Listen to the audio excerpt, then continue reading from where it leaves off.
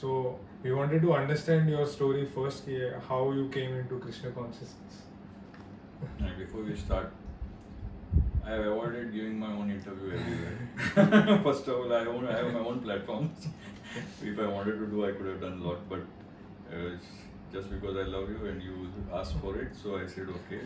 Otherwise, even my staff, they asked me so many times, Prabhuji, please come. And I said, I don't want to come on the camera because I always prefer to remain on the backstage and do the work, do the seva. So anyway, coming back to your question, how I came to Krishna consciousness. Basically, I'm a Jain by birth. So we are Deravasis, we go to Derasar, that's a Jain temple. And my upbringing has been like my father was not a very strict Jain, but at least once in a while during festivals and all, we used to go to the Jain temple. My mother is a Vaishnava, so we had a hybrid culture at our house. And basically, a lot of credit goes to my father and mother. Indirectly or directly, somehow they helped me in me starting my journey of Krishna consciousness. My upbringing has been very simple. We are like a lower middle class people. My father came from Ahmedabad to Mumbai, struggling, without anything, and then slowly set up things, and then called my mother, and for years they were staying in different places every now and then, shifting here and there. So that's the way we have grown up, and my father always believed that he always had big dreams for me, and for my sister also, my elder sister also, and right from childhood he was like, you have to study well and do something good. So that's how we started, but I was a very poor student in my school, ranking from behind rather than front, and that was always a frustration for my father. But this was where, Prabhuji? In Mumbai? Yeah, Mumbai. Yeah. Mumbai. But he had a hope. He thought that someday or the other I'll pick up, because I mean, it's just that I was not studying. I was not interested in studying because I was happy with my own playing and things like that. So basically, that's how things went, and then we shifted from Sion to Andheri, and my school bus would every day go by the upcoming Iskcondesiretree temple. So that was under construction at that time, and school bus means every day is the same route. So every now and then I used to see what's coming up. So initially I thought it's a mosque which is coming up here, because of the marble and so many things. And then my mother told me one day it's a temple coming up there, and also because we're staying close to Juhu, every day my father and me, we would go for a morning walk on the Juhu beach. So this is how things went.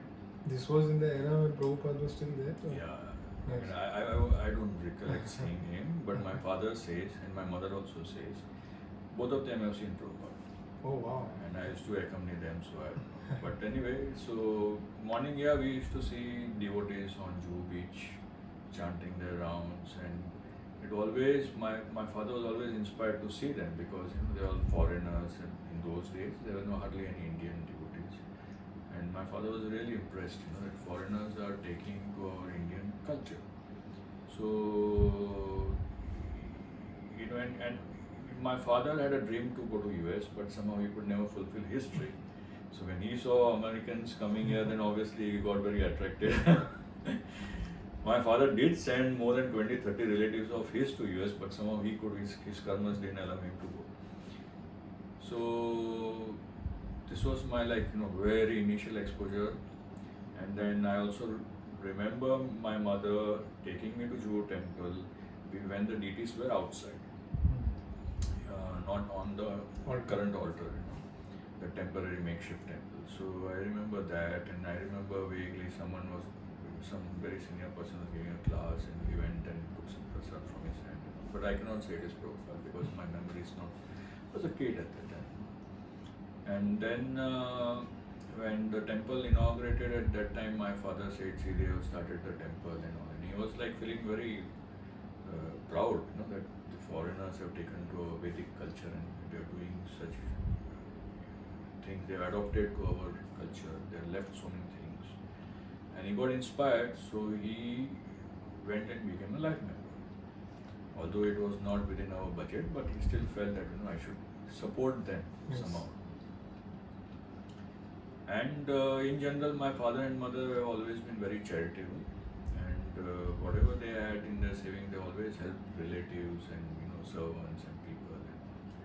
So both of them had a very charitable attitude also. So that's the reason my father became a life member. He said, okay, let's in one way help them. And in fact, during my birthdays, I hardly remember 2 or 3 times I might have cut a cake in my childhood. Because my birthday would be, my father would take me to the bird market, and as many years I have done, that much birds we will release from the cages there. Okay. And my mother would cook something at home, which we can do, distribute to the beggars, and she would also collect my old clothes and we would just go and give. So that's the way we have come up. So we are simple, but whatever we all had, we always shared. We learned to share. So my father was inspired, and then when he became a life member, so Iskcon devotees came to our house with the whole kit of life membership, and in those days it was really very good because all books were printed abroad, and very nice incense sticks and so many things, So I have that in my memory, some brahmacharis came to my house, and so then my father got further inspired, and he made some of his friends, his contacts at his job, as well as some of our neighbors also join life membership. So he made almost about 32 or 33 life members. Wow. It was not like there was no commission. It was just a voluntary work, and he was just inspired to do that. So I've seen that.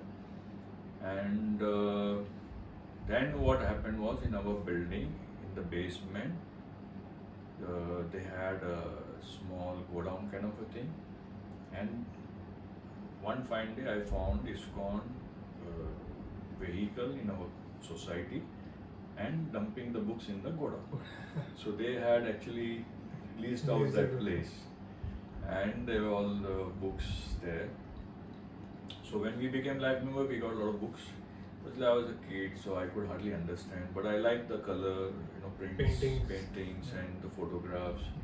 And I would look forward to the Back to World magazine when it comes. I was the first person to open it up, and then go through every page and try to read and try to understand. And also some of the small books that came with the kit of life membership, I read that in those days. But I couldn't really understand what it means. And when the books came in the go down, so that also, like we were like some activity going on in the society, so look what is happening. And how Iskcon devotees sometimes are, so they would not really lock the door so well. And like we are like mischievous kids and all. So somehow opened the door a little bit and removed some books from inside. I did that and took it at home, and then I realized it was not, for me it was no value. Then I said, I stole, so I should give it back.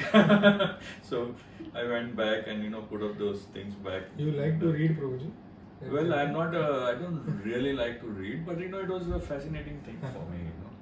I'm not a very good reader, but anyway, so I kept the books back, and so I used to see them coming now and then. And then once we became a life member, so Sunday afternoon kitchen is closed. Mummy is saying, okay, we have a feast there, why don't we go and eat there? And in those days at Juhu temple, there used to be a very nice feast. They would even serve ice cream at the end. And I remember that we used to really love the feast there. It was very tasty food, and we remember eating in front of once the altar is closed at 1 o'clock, then we used to eat in the temple, in front of the temple deities there. And I remember Mahaprabhu, announcing on the mic off and on that Prasad is not different than Krishna, so please complete everything, don't throw it in the dustbin. I remember those things, and being a Jain, we also believed in that, because in Jainism also we don't throw food. fact, after eating, we put water and clean it up and drink it also. So of course we're not following so much, but when we used to go to a Jain temple, we used to follow that system. So I know it made sense what you were saying at that time, but it was nice. So we basically would go for the Aarti, Darshan, and then do this prasad, and then sometimes we would there used to be a nice snack bar there, and they used to give fantastic, huge, big samosas, and I think they had a Goshala kind of thing on the backside of the temple also. So they had very few cows, but they had something there, I think, best of my memory. And the smell of the cow dung and all was very fascinating to me. It was very attractive. And then they had this Bhakti Kala Kshetra there. So after prasadam, we would go and sit in the auditorium and would whatever they would show. So I remember some of the skits of Chaitanya Mahaprabhu and boy stealing the laddu, Krishna eating the laddu and all those plays we used to see there. Made some sense to me, but I was like, okay, it was more of an entertainment. How old were you at this time? This I must be like 10 years around. Well, it happened during all these years. It was not just one Initial year. years. 9 years, 10 years, and onwards, like that kind of thing. So temple started in 77, so that's around 10 years or so. But I visited Iskcon temple even before that, and with my mom. And Juhu Beach was, of course, been there. So very early, like maybe 8-9 years kind of thing. And then life always is not, and especially since I was not a good student, so there used to be a lot of frustrations, fear of the exams, and then the results, and then frustration, and there's pressure from my father. He has a lot of expectations from me, and anyway, it was going on, and twice I did very bad in my school, and the second time I did, the school principal told me very clearly that you cannot continue in our school. It's like, now wow. Then, my father was searching for a school and he must have gone to so many schools. No one was ready to take me. Ultimately, a school next to the Grand Road station. Okay. It's when you get down from Grand Road station, you go to Chowpatty temple. Yeah. Every day I have a darshan of that school from outside. It's a building, a normal residential building. On the first floor there's a small school there, and they decided they accepted me as a student in 8th standard. So imagine from every day From Andheri, I was going to Grand Road just for school, because no other school around was ready to take me. My scores were so bad. So you were going on your own in train? No, my mother, she would come and drop me, and then in the afternoon she would come and pick me up. Because I was a kid at that time, and it's a long distance. Yeah, very long distance. There was no school bus would come there. And that school didn't have a school bus anyway. It was a small school. So I did there for 6 months, and then when I went through all that trouble, I realized that no, it's high time I start studying. This has really gone to and beyond the limits now. And then I started studying there, and in the first 6 months there in that school I did well. And then I got a breakthrough, and then again I got into Bhavan school at Andheri. So I finished my next 6 months of my standard there. And then 10th standard I studied a little more seriously, because I realized this is something very important in life. So I did reasonably good to get into a science college at least. That also again Bhavans. And then 11th I was studying, 12th I really studied very hard. My father made it very clear, this is 1 year which is going to determine all your life. What do you want to do? So when we were struggling to get through into a school, my father purposely would take me through slum areas. To motivate me. See, if you don't study, this is what is going to happen to you. And I was like, wow, I don't want to be like this. And my father didn't have a big business or something. He was doing a small job. So then I realized, this is not what I want to do. So that's the time when I also started thinking that okay, let me do my 12th well, and I'll get into engineering, because my mind since childhood was like more of technical. I was least interested in healthcare. So when people used to say, relatives used to say, "Arey, this boy will become an engineer in future," because I used to, like, my father would get me toys. The same evening I would break with the whole toy and then reassemble the whole toy, and this was my regular affair. So everyone would feel that I had more of an engineering mind. So then in 12th I did extremely well, and with the sole purpose that the moment I finish my engineering, I am going to US. That's all. It was my father's dream, and my father also always tell me I couldn't come finish my dream. So you at least complete it. And we had so many relatives who were indebted to my father, because because in wanting to go there, he had learned the system of how to go and settle there. So they all indebted to my father. So we didn't have an issue of supporting me even if I would go there. And then purpose of life is to earn money and have a nice time. So then in the month of February, that's 1 month before our 12th board exams, someone told, some relative said that doctors in US earn more than the engineers. And I said, then why should I become an engineer? I should become a doctor. It was just 1 month before. But then since I was studying really very hard in 12th. I was like totally dedicated to my studies. And 1 month before I changed, my father said, "Are you sure? It shouldn't happen that either you get engineering or you get medical, because you've been preparing for this, and now 1 month you're not going to study so much of maths and you're going to get into biology." I said, no, if the money is there, then that's what I want to do. And then I did my 12th. Before that, my sister had already gone into Grand Medical College. She's 4 years elder to me. So obviously the choice was Grand Medical College, because my sister always there. She knows the system there. She knows the people there. And me and brother and sister are in the same campus. So the moment my scores came in 12th standard, I knew I'm getting into medicine. Without even getting the admission, I started studying my books, because books were already there with my sister. Okay. So I started studying for the first year already, because she already had those books. And the day before college started. Yeah, before college started. And the day one of the college, I moved to the hostel there. And the hostel there, because I wanted to save that 1 hour coming going, which I can dedicate to the studies, because I said, this is what I'm going to do in my life, let me do it properly. So this is what I did, and my first year I did extremely well. I was second in the college, and I had distinction and things like that. And it was extraordinary performance by Krishna's mercy. And then came second year. Now during the time when I was in the first year, I noticed your father, Madhavana Prabhu, and Vaishnavseva Prabhu also staying in the same hostel. Okay. And that's the time when I started looking at them, and for me Iskcon was not so new, because I knew, and they had a huge bus. Iskcon had a huge bus which they would take it to various campuses, and they would have programs in the bus, because there were no regular seats in the bus.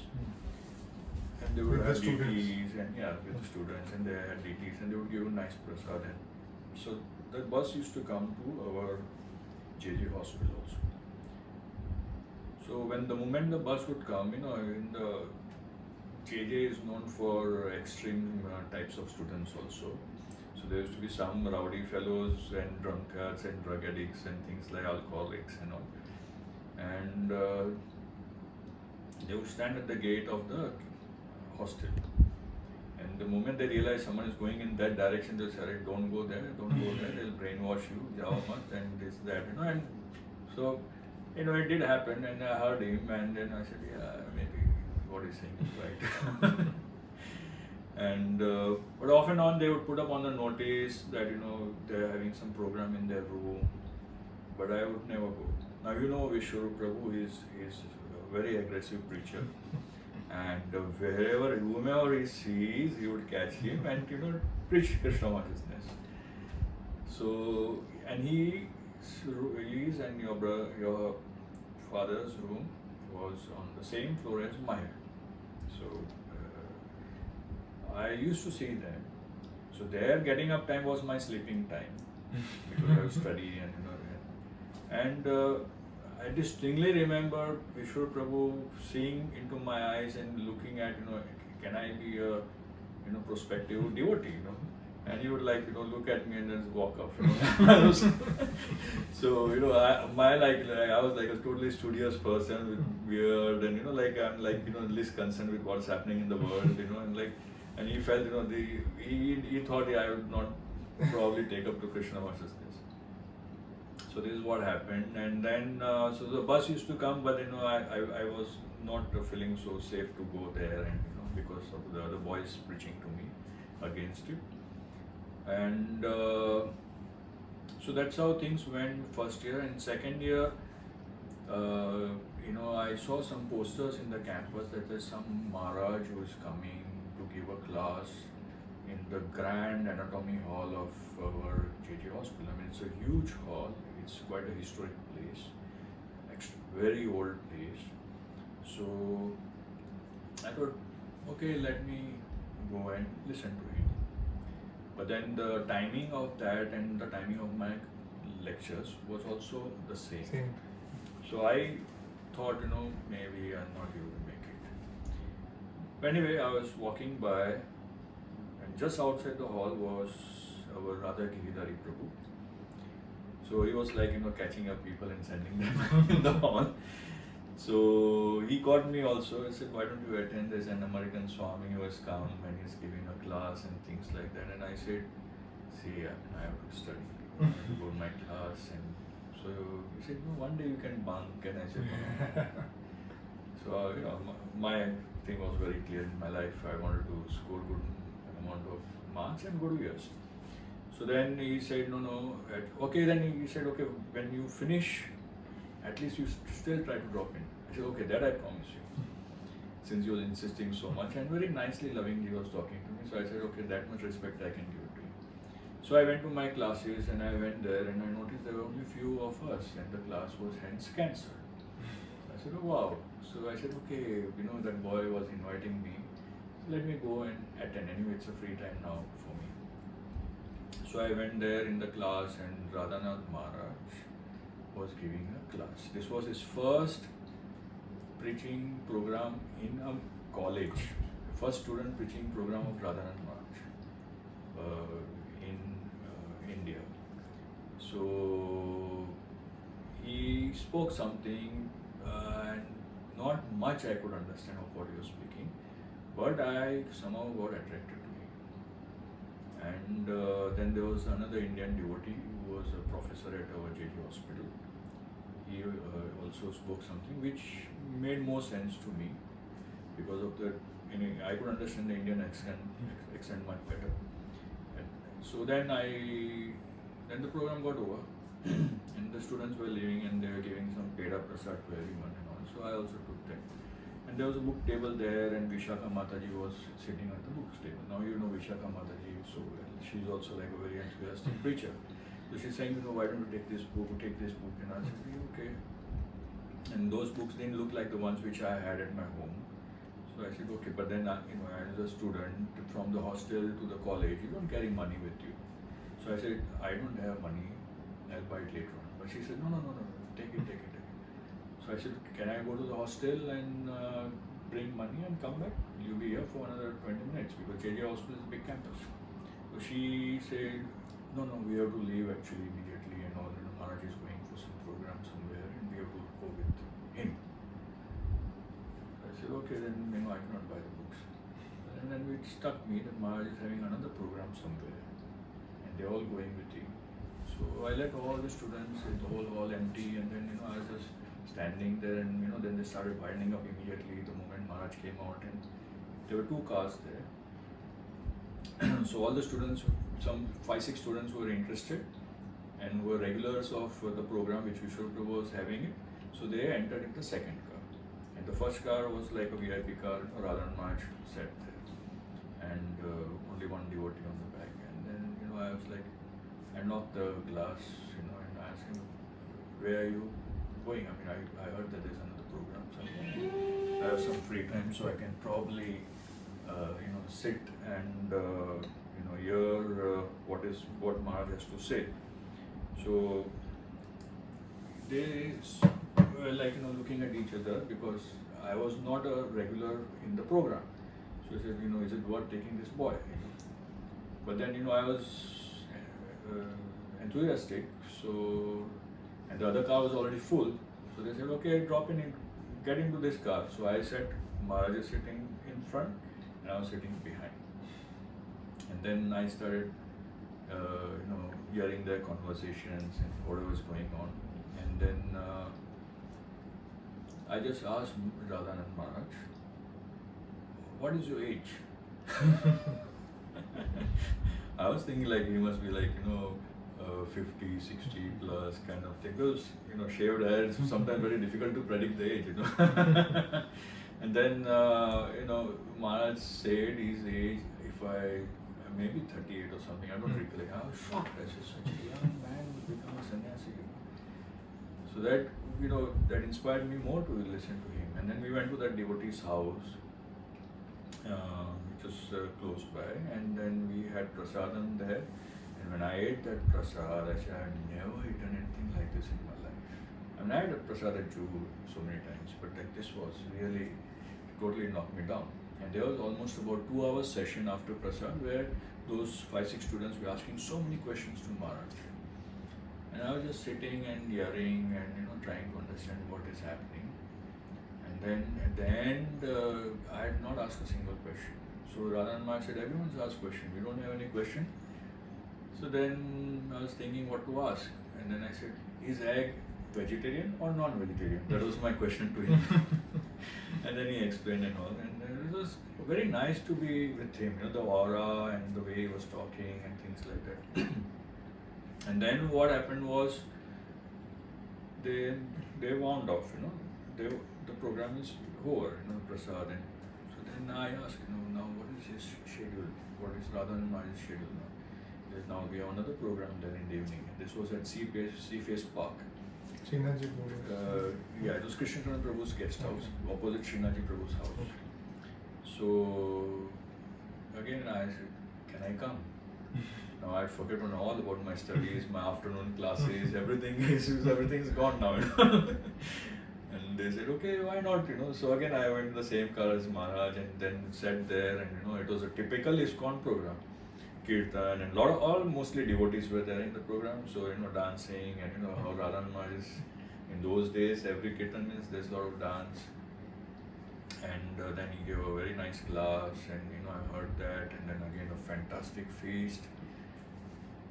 And I was like, I always felt, I'd like to befriend people who are good, because I so far in my life I didn't find good people actually.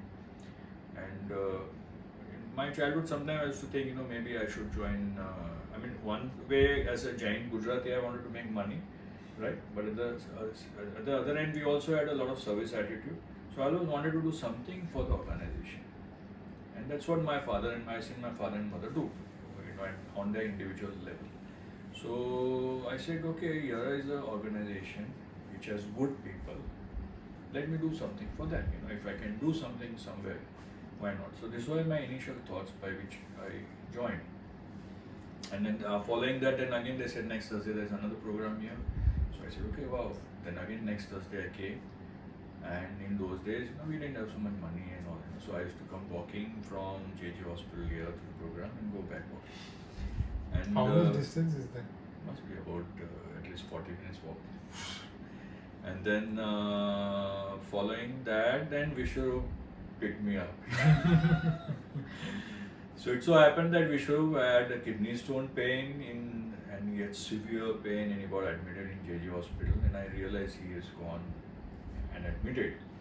So I felt, that maybe I should go and say, hello, hi, how are you doing? So I went there, and his young wife, Rajeshwari Mataji, had got some chiku milkshake for him from home.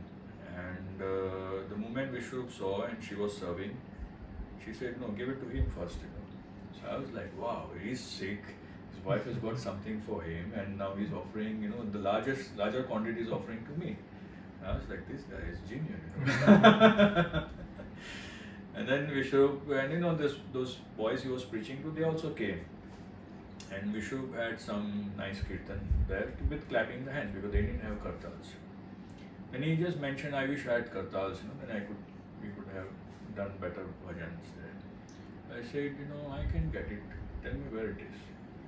So he said it is there. You can go to Seaface Park and get it. I said, okay, why not? So I came walking in Seaface Park, asked for kartals, and I went back and we had, the next day we had with kartals. This was Vishnu Prabhu on bedside with the IV. In pain. Yeah. By this time pain had relieved, but he was still undergoing a hydrotherapy, So flushing his kidneys off the stone. So this is how things went, and then slowly Vishnu became very close friend of mine, along with Madhavan Prabhu, your father. And then soon they all disappeared. So I said, where have they gone? I'm not seeing them. So I went to Iskcon, because that's where Chopati wasn't existing at that time. So I went to Iskcon asking for them, that where are they? They said they all have gone to Vrindavan. So that was the first trip of Vrindavan Yatra with Maharaj. And I was feeling so bad, why didn't they ask me? Obviously they didn't think I was qualified. But then, so I was feeling sad, that I missed the Yatra, wherever they gone, So anyway, when they came back, my first question was, why didn't you ask me? I could have also come.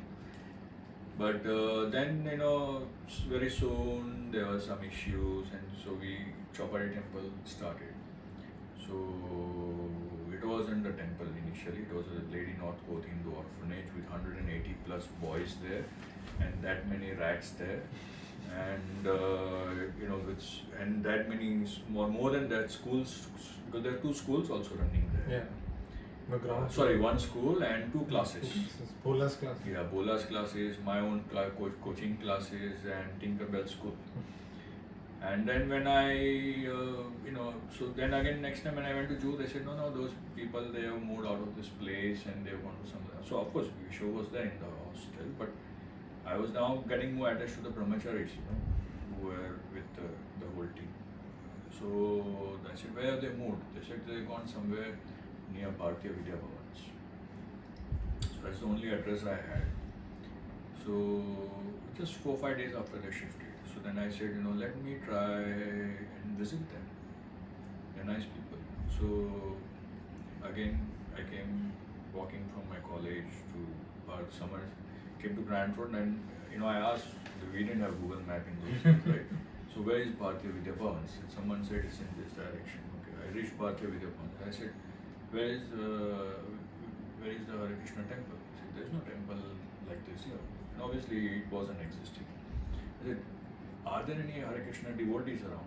And I kept asking so many people, and I was like just moving round and round and round in that area, unable to locate where the devotees are. Then someone said, yeah, recently we have seen some saffron people there, it's in, check in that place. That so, small lane. Yeah, so then I went on that 7 km Munshi Marg, and and I found the school and this and all those things, and then someone said, yeah, there are some brahmacharis who are staying in this place. So I went, and this is after like almost 1.5-2 hours of my search in that area, and I found them ultimately, and I was so glad I found them. And then I saw the way they were staying there, it was like a horrible place. And then I started coming there every day, and I because I like those people. And although the situation was extremely materially speaking very bad to stay for anyone, still they were extremely enthusiastic and effulgent and inspiring to me, and I said, no, let me go. But for me it was very difficult to stay there, because I couldn't take that much austerity, being a Gujarati boy, pampered fellow, I was like, I cannot stay there. But like morning I would go there, and then the night I would go back. And so slowly what happened was I started drifting from my studies, and everything was going down. It's like I was one of the toppers, and now my grades started going. And I said, why study?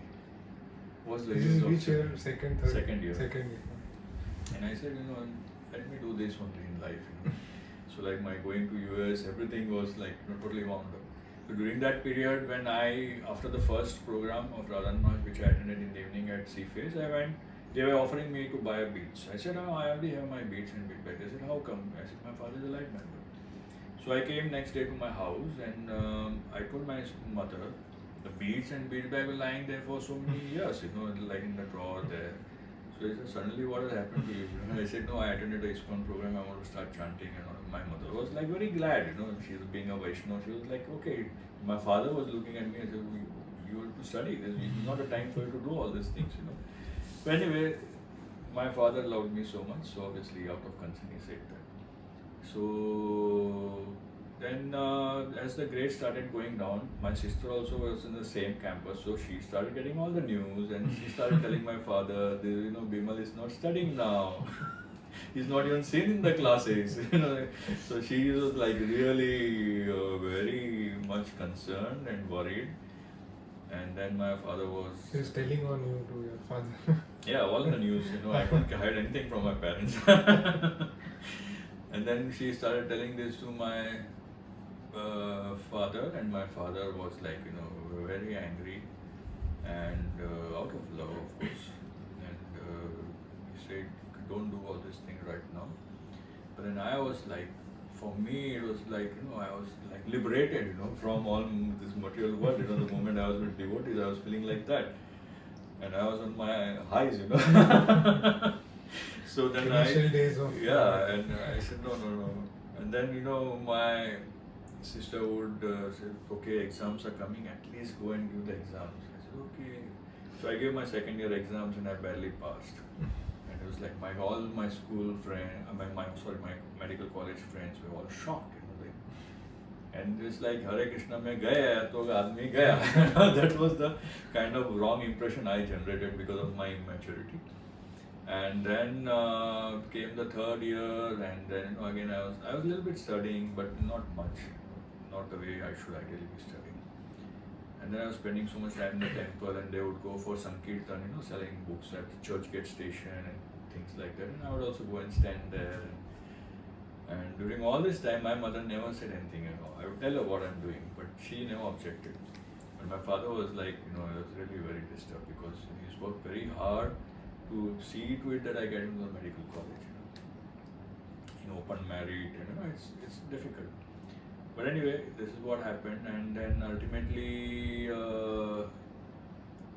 third year exams came, and I was thinking like, I'm not prepared, and I don't want to give the exam this time.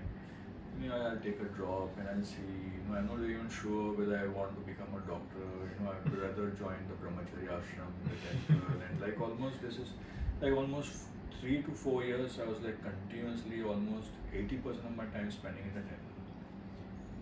And during that time, I was taking care of the recording seva, because I used to see, like there were devotees who would miss a class and they would say, oh, what did Maharaj say in the class? And I said, why don't you hear it? So that's what I was thinking. And in those days, we had this tape recorders and things like when I was a kid, my father used to love me so much. So the time when the tape recorders started coming to India, they were all imported. He got one for me. So I knew how it works. That was his love for me. So I said, why don't we record and do things? And so it was your initiative. Yeah. So I was the first person who started recording. Occasionally, Radhanmaj would record. He had a Walkman actually. He had a Sony Walkman, which he had got from US. So occasionally, but then I showed my enthusiasm, and Maharaj said, "See, this is a very costly thing. If you are able to take care of it nicely, then I'll hand it over to you." And I gave confidence to Maharaj that I'll do it sincerely. So Maharaj gifted that Walkman with a mic to me, and I was like all fired up. So every lecture Maharaj would give, my work was to go and record. And then I started collecting those cassettes, and then I would share those cassettes with the devotees, and it would give me so much of happiness, because I knew if I had to reproduce what Maharaj said, I would probably say 10% of what he said, but if I give the class to him as it is, then probably they would get more value. So this is what I started to do, and then so I started. So then this is how I started the initial recording. So at that time, sound system was being taken care, and that was still a struggling phase of sound system, And Maharaj, he speaks very softly. Even now also, sometimes it's a big challenge for the sound system people to ensure that everyone in the class, everyone in the hall can hear Radha. Very soft spoken. It's a very soft spoken. Yeah. So I realized that. So I showed a lot of enthusiasm for fixing up this problem. So Radhan Maharaj and me would do a lot of trials of keeping speakers here and there, and Maharaj would give, it's just when the temple hall is empty, like that kind of thing. So he would speak, and I would say, no, Maharaj's voice is not. So I spent a lot of time with Maharaj in trying to see that how the whole thing can be optimized within the given resources that we had at that time. And the temple was extremely poor at that time. They didn't have any funds, and they were all struggling, and they didn't even have enough money for prasad. At so many times we have had extremely simple food, and even at times without salt. That was the situation. And you cannot believe this, at Chowpatty, this is the situation it was at the time. It was dirty, filthy place, no privacy, so much of noise around, and it was like tough to survive there. But because of the love of devotees, we all were still together. And then Radhan Maharaj used to, he was the first person who explained me how to record and how to get a good voice and how to get a good sound from the sound system. So all my basics have been taught by him, directly by him. He knew already certain he knew, things. because he knew certain things because he had come from US. There was better technology there, and they understand technology better than us. And for India, it was still new things at that time. So this is what happened, and then I said, can I open a library here? It's like how we have a book library. I said I would like to open a tape library, Audio library. So they said, wow, it's a fantastic idea. So then, but I made a very, made a very clear thing with the temple president in those days in front of Radhan Maharaj that I'll run it, but I'll not be able to finance it because I'm a student. But you will initially give me money, and afterwards you'll not give me money, I'll get totally fried. So you commit that at least 1,000 rupees every month you have to give it to this department. And they said, yeah, go ahead, no problem. So the first month came, second month came, and then third month onwards, it was the same old story, which used to be, in those days, probably any department that they would start would go as a failure. It was very difficult to survive. There was some bad karma during those times, or whatever Krishna's way of purifying us, or whatever way you take it. And I was like totally fried. I said, see, I started. If I'm starting a project, I don't like to give it up halfway. I somehow want to do this, and it's a very good important service. Where because everyday people cannot come and hear, and we didn't have internet and all those things online those days, right? So, we have to see that, all others can also hear Radhan Maharaj's class so that they can get more inspired in their Krishna consciousness. They said, we don't have money for food also, how can we pay you money now? So I realized that, and I was like, what to do? And then I talked to my mom. And my mom is not working, she's a housewife, but she had some savings. She said, okay, Bimal, every month I'll give you 1,000 rupees. So in those days, she started giving me 1,000 rupees. It's a big amount for that time. Yeah, it's a big amount in those days. Yeah. We're talking about like 87, 88, And so that was my oxygen, like somehow surviving. And in those days, the tapes also used to be costly. Like 40, 45 rupees, you get a tape. And then they wear off also. The magnetic tapes, they wear off after some time. Few times people hear, like maybe 50 times or 100 times, and then the cassette goes spoiled. And sometimes you give the cassette to devotees and they say it's spoiled, Wrong way to unwind it or wind it. So many things, So it had a lot of failures also. So then I started doing a research, where to get the tapes cheapest from Chor Bazaar, this, that, and I somehow used to get a good deal somehow. Learned all those things. Where did you learn all this, Prabhuji, if I don't mind me asking? Well, it all came by practice, and I didn't have any teacher as such. So by practice I The started curiosity and then when I would go to the market, Lamington Road is very close by, so I would go there and ask them how to do this and that, and so they would also give me some tips of how to fix up things. And then soon I took over the sound system of the temple, and then so every program of Maharaj in the temple, the Bhagavatam class, and in those days he used to give so many classes. So I used to record. So all the initial years of recording up to 90 of Radhan Maharaj, which are there in our collection in the temple, are all done. It was my fortune to. So and then so I also started book library along with that. So we used to give books to people. Is it the same place where it's now in that small No, actually intersection? The first place that we got was my own coaching classes, one room which was there. So this is where in the current Gaur-Nitai hall. Ah, okay. Ground floor. No, the first floor. Next to the temple hall, there's a Gaur-Nitai hall. So the end towards the road, there was a small room there. Now currently it's a hall. Before they were all partitions because that was a coaching classes. So that is where I started, and then obviously then there was another room next to that was a reading room. So where people can come and read books there silently. So this is my whole stress was on educating devotees and sharing whatever scriptures. So and then we started also having back-to-word magazines. So I would go to Raddiwalas and where the life members would probably dispose of their. So I used to go in around Zoo area and many places, and get all those BTGs and our Prabhupada's books at extremely low rate and put it up there. And then obviously Mahaprabhu with his big heart, he gave me so many books, and that's how I filled up the library also. So Mahaprabhu, anytime I would go to him and I said, Mahaprabhu, I want some books, he would help me out.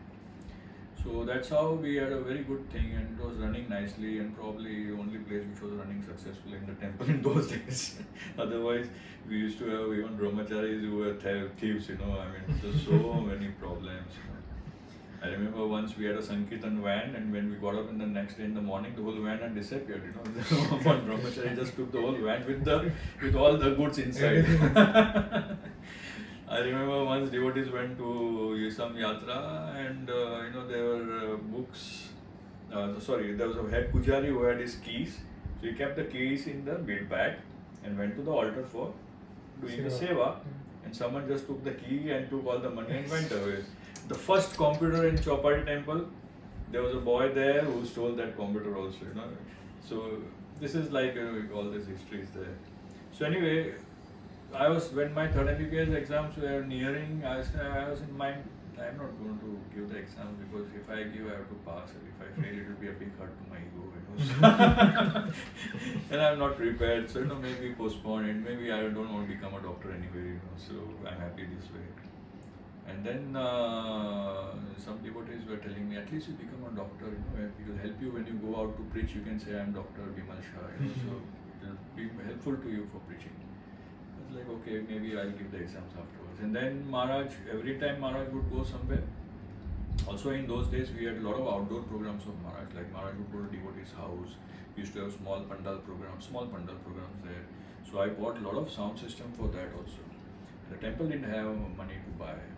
So I used to tell the temple authorities that we should buy, because they would hire, whoever was the host for the program would hire a sound system from outside. And Maharaj would least be happy with that because he speaks so softly, and during kirtan, the whole sound, his sound gets drowned by all the musical instruments, and that's not the way Maharaj wants it. So I think in some of the older classes I've heard the anger has come through. It should not happen again type of thing. So these things were going on, and then I told the temple at that time, the management, we need to buy our own sound system, and they said we don't have money for that. So then again, I mobilized some money from my mother and some few devotees I tried to inspire and kept something. Went to Lamington Road, and we had we had a program on the terrace of Srinathji Prabhu. So I told him, Prabhu, you don't get a sound system, I will manage.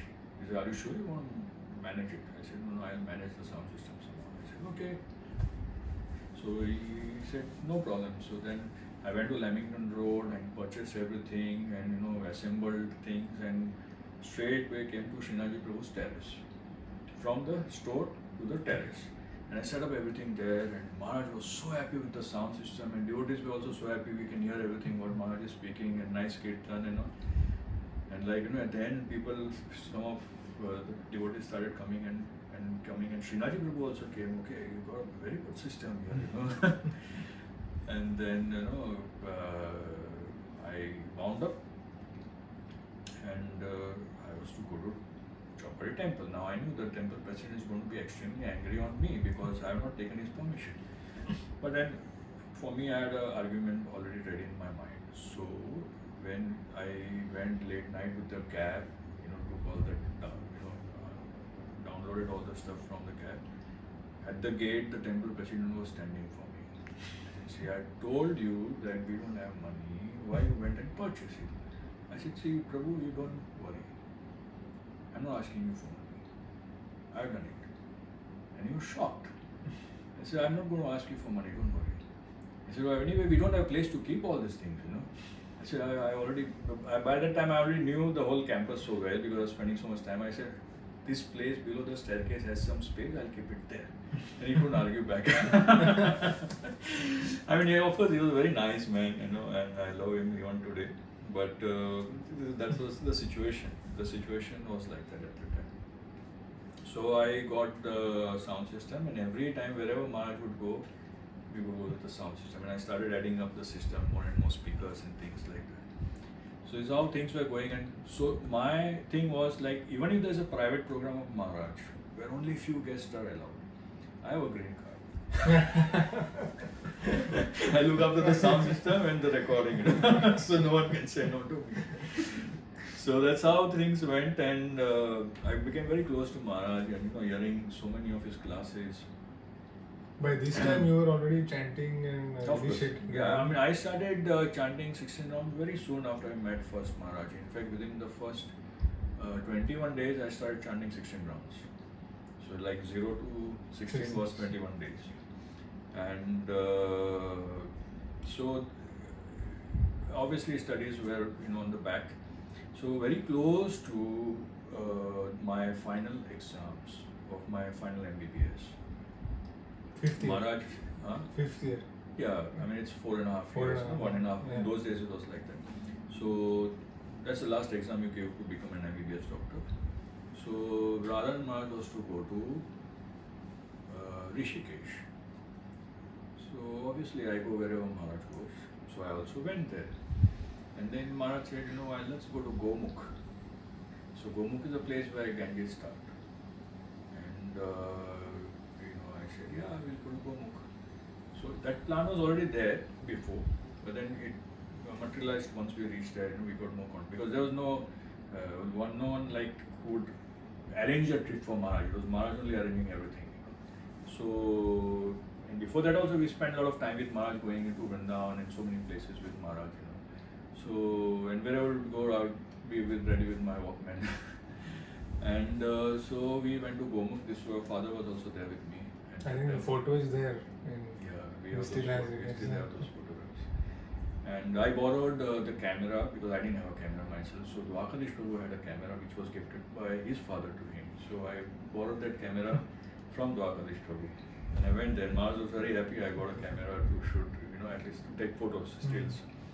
So Gomukh was tough for me because I'm not like physically so fit, But ultimately we made it there. And I was like walking almost alone, and there were like few kilometers ahead, Maharaj and other devotees. Few kilometers? Yeah, in fact in the beginning only Maharaj said, see, if you cannot make it, I am not going to stop for you.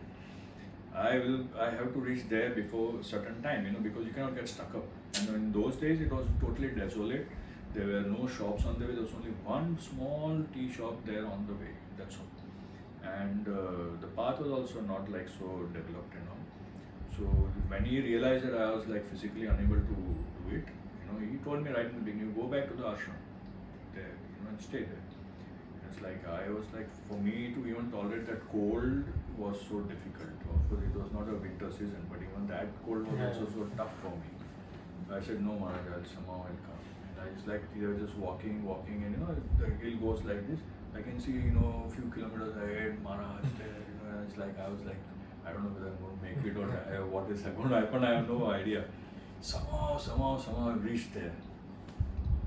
And then they were waiting for me and at Gomukh, and then Maharaj did his fastest Gayatri of his life there. It's like, ice water just melting, and he went inside and took a whole dip there, and I was like shocked, and for me, like, I was already exhausted, there was no food since morning, no breakfast, nothing.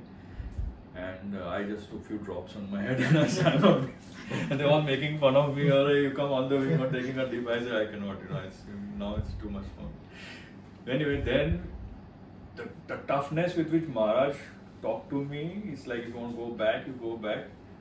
All that changed the moment we went there. He made it challenging for me actually, and I said, no, I want to do it. So he knew exactly how to play with me. And then once we went there, he just came and sat next to me. And then everything in the nature he was seeing there, he was like, this looks like Krishna's ground, this looks like Radharani's ground, and you see this is the way the Ganges are flowing with so much of force. That is the way we should have enthusiasm for spiritual Krishna consciousness. And then you're walking, and there are lots of wood also there. See, even after death, the wood is serving. And so many, all philosophy of his was coming out. And there he went and said, when is your exams coming? They said, go book. I said, 1.5 months after we reach back, my final exams are there. So how are you prepared? I said, no, I'm not doing the exams this time. He said, well, this time I think devotees had prompted him, in Bombay only itself.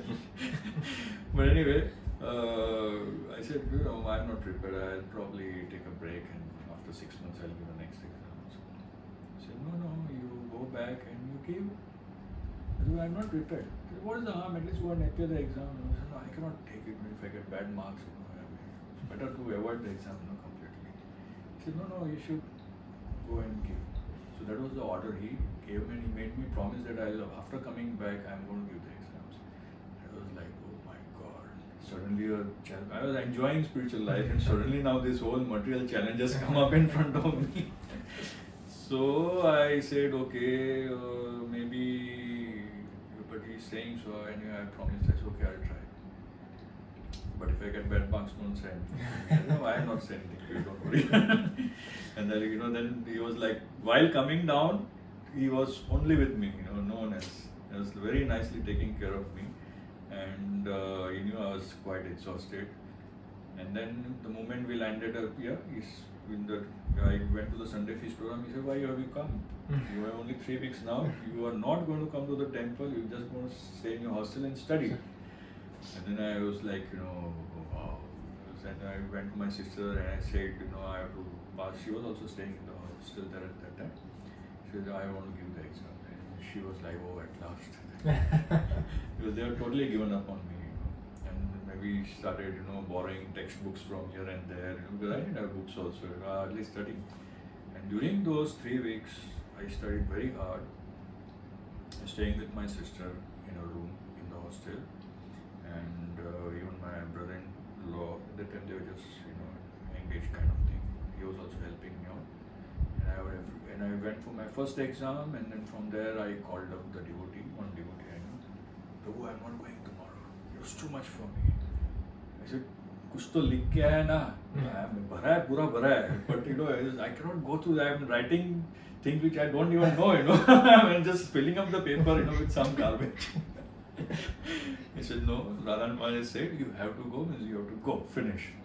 So, and then weekend, one Swami had come and I went for the program, And then again, devotee said, why you come, you give exam. But anyway, I gave my exams and practicals. And again, now I can enjoy in the temple. Again, I was back in the temple doing all my seva, whatever things I could do. And then one fine day, in those days we had only 2 telephones in the whole campus. One was in the library where I was running, and one was in Palika Mataji's house, Hare Krsna Prabhu and Palika. They've been staying there since the starting. So Palika, most of the calls would come to Palika Mataji. And Palika Mataji has a very loud voice, so she would go around in the campus, such a noisy campus with all the kids and students and orphan boys, and so much of noise. And she would go and shout the name of that brahmachari or devotee, kiska bhi phone aaya to. So she came shouting, Vaishnav, Vaishnav, where are you? Like that kind of thing. So I said, I'm here. Why, what happened? Your sister has called her.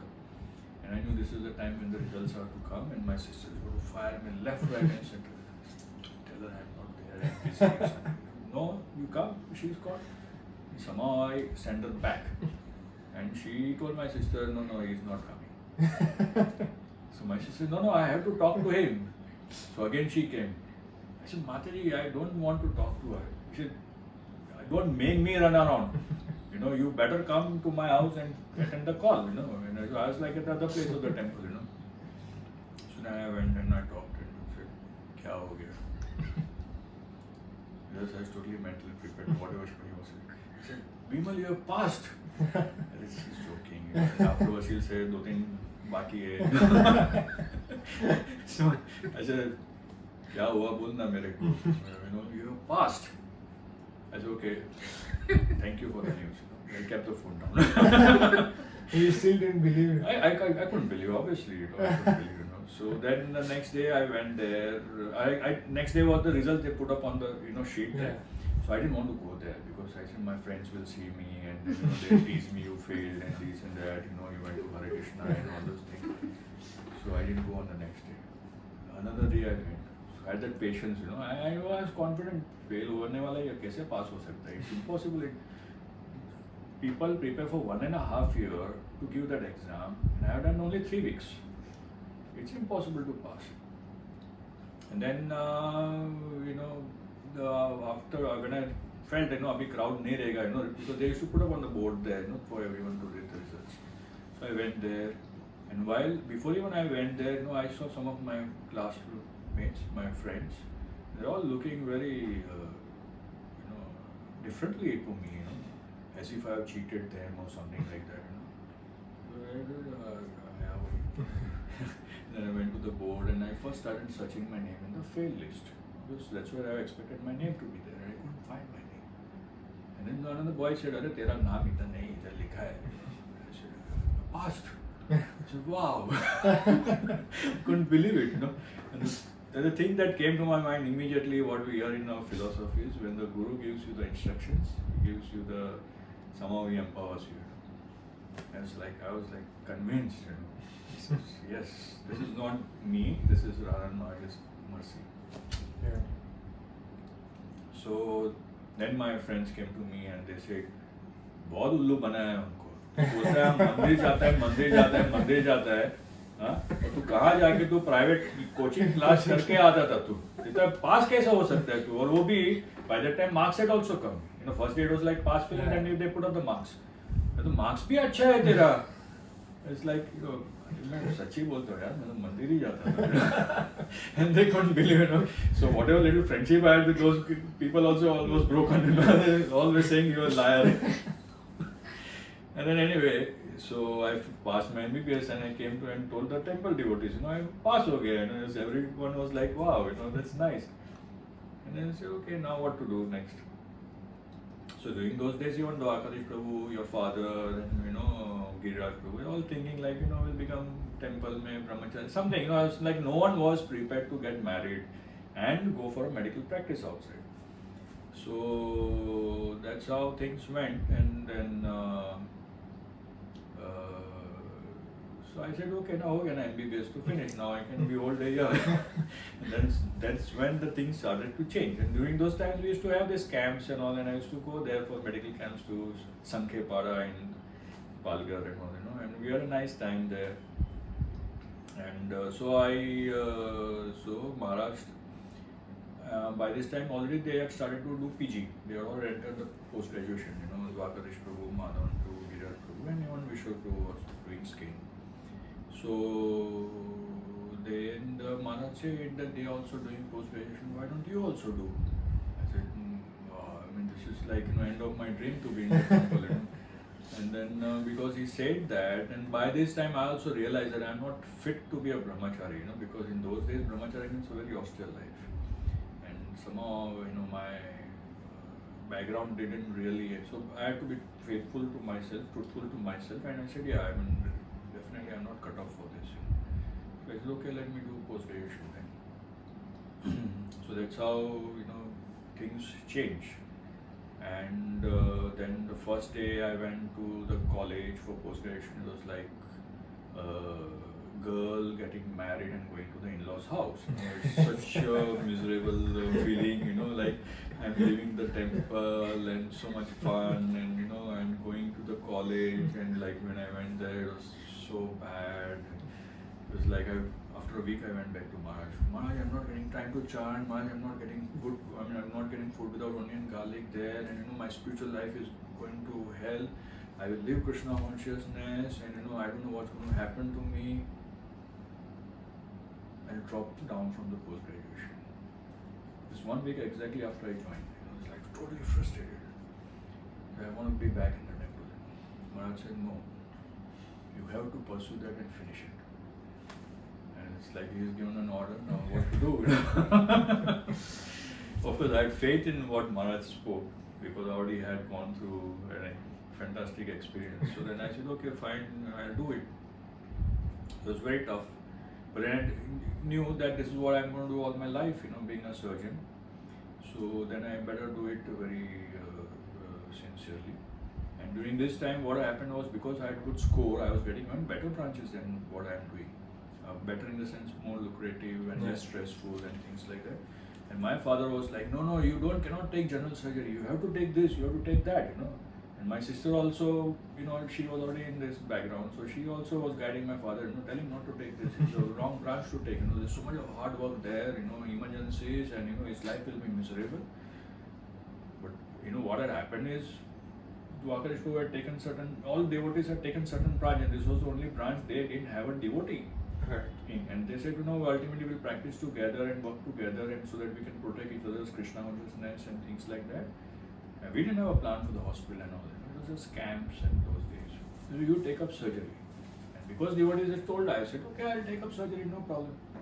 Oh, so the plan was because general surgery, because no one else has done it, so complete the... Yeah, but by that time, what had happened was, I'm going a little back, rewinding a bit. By that time, what had happened is, for post-graduation, I had given my first choice. Now, to me, the most amazing thing in medicine is, childbirth. So I was like, really interested in gynecology. And it's like we talk about birth, old age disease, that, it was like, let me become a gynecologist. So I had filled up the form on my own as a gynecologist, that I want to apply for gynecology for my post-graduation. And I was getting a lot of subjects because I had good marks. Now, I didn't realize that your mother, also my batchmate, she was in Nayar and I was in JJ, also applied for gynaec.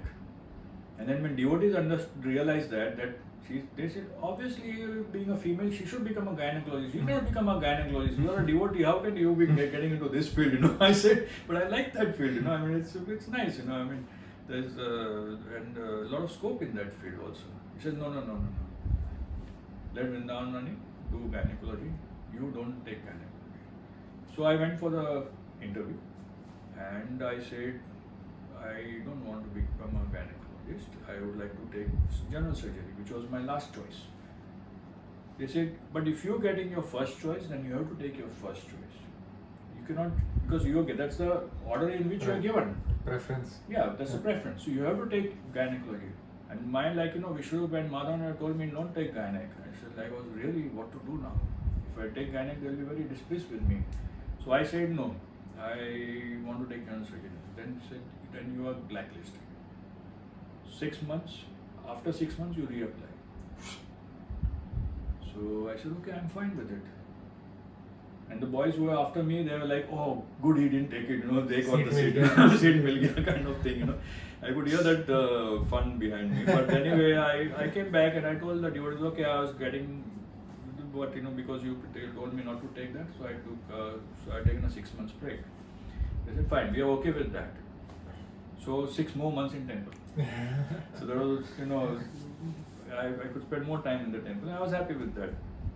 So now when I really took up general surgery, the next time when I applied, again my parents were saying, you're a fool to take general surgery, you're getting orthopedics, much more lucrative, and there's so much of pressure from my parents. But I said, no, Giriraj Prabhu is already becoming an orthopedic surgeon, they need a general surgeon, so I'm taking general surgery.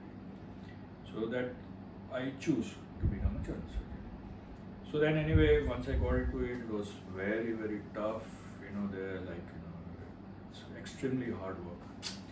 Staying almost in the hospital rather than in the hostel, and going through so much of difficulties. But anyway, I was happy to do that. And but then I was missing the temple. So I was like totally withdrawal. Like my seva, my sound system. I handed over to someone. I was still supervising, almost till 96 I was supervising the devotee who was handling the sound. So it was a private department in a temple. The temple is giving me space and electricity, rest all I have to manage. That is the kind of thing we had in those days. And then then came the plan of having a hospital. So how many years really does the PG is there? PG is for 3 years. 3 years. So by 93 end I finished. When I finished, just before I was to finish, I got my engaged kind of thing with Kalindi. So it was a suggestion that came from. That's also another different story. I don't know whether you want me to go through that now, but would love to hear it. Anyway, I realized that by this time all of my senior godbrothers were getting married, like Dwarkadish Prabhu. Vishnu was already married before, but Dwarkadish Prabhu, Giriraj Prabhu, and Madhavan Prabhu. So I said, okay, then I also need to get married. So one day I went to Radhan Maharaj's room and I said, I will also probably get married. So he said, okay, you have a choice. I said, no, I don't have any choice, whatever you suggest. So he said, see, you can follow a spiritual master for all these instructions you have to follow except this. This is one thing where if you don't follow a spiritual master, there is no Guru up there. I said, no, Maharaj, you only suggest to me. Then so he said, okay, fine. Then he talked to Krishna Prabhu and Vishnu and maybe so. And after a few days he called me and he said, okay, we've got some choice. And I said, Maharaj, don't tell me anyone's name. Whatever is in your mind, just tell me that. That's all. So he said, no, you have to live with that person for all your life. So I'm a sannyasi. I'm not a right person to give you a choice. But I was like, what do you say? He said, okay, you tell me at least some criteria by which I can say something to you. I said, okay, whoever's of that, whatever list you have, whoever's come first in spiritual life, I would like to get married to that. The point is it shouldn't happen that, you get married to someone and there's someone, little elder to that she's in a waiting list and, you just get married to someone because someone looks better or better qualified or whatever. I didn't want to break someone's heart also at the same time. It happens, like if you join first and someone else join after you getting married, then obviously the girl will feel bad. So that was my criteria. So I said, whoever joined first, that's it. So then he told me Kalindi's name.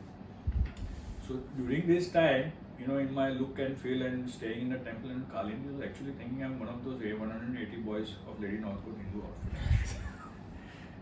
And this is what she had seen you, but she thought. She knew that I'm in a medical college, but okay, an orphan boy can go in a medical college also, and I had seen her, but we never used to talk with Mataji. It was so strict in those days, and we were happy with that standard.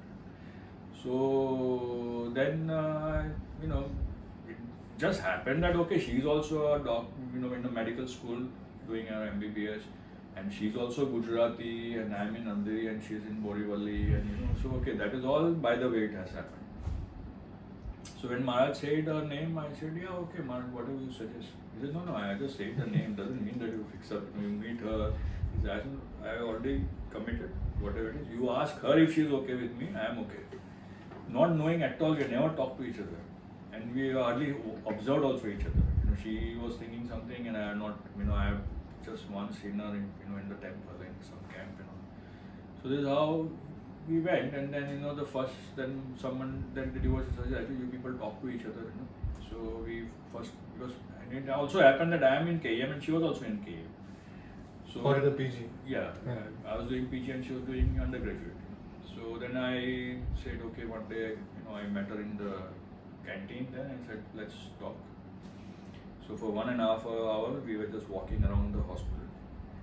And that was our first meeting and I told her, I'm like this and I'm like that and So she went to Maharaj and Maharaj said, what is your opinion? I said, whatever you say. So she also had a very similar approach to me. We left it completely. There was no marriage board in those days.